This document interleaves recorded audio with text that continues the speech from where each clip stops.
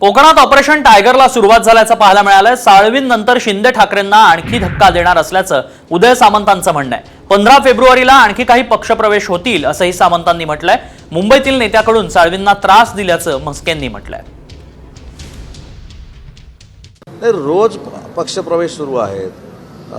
तुम्हाला अपेक्षित असलेला एक पक्षप्रवेश उद्या देखील होणार आहे महाराष्ट्रामध्ये।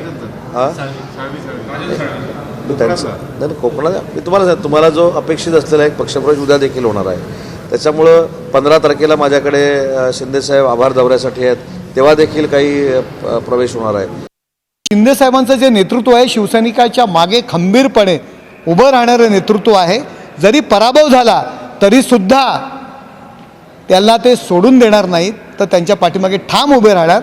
राजन साळवी साहेबांनी अनुभव घेतला आहे। मुंबईचे काही स्वतःला तथाकथित नेते समजणारी मंडळी ग्रामीण भागात काम करणाऱ्या मंडळींना कशा पद्धतीने त्रास देत आहेत हे राजन साळवी साहेब अनुभवत आहेत।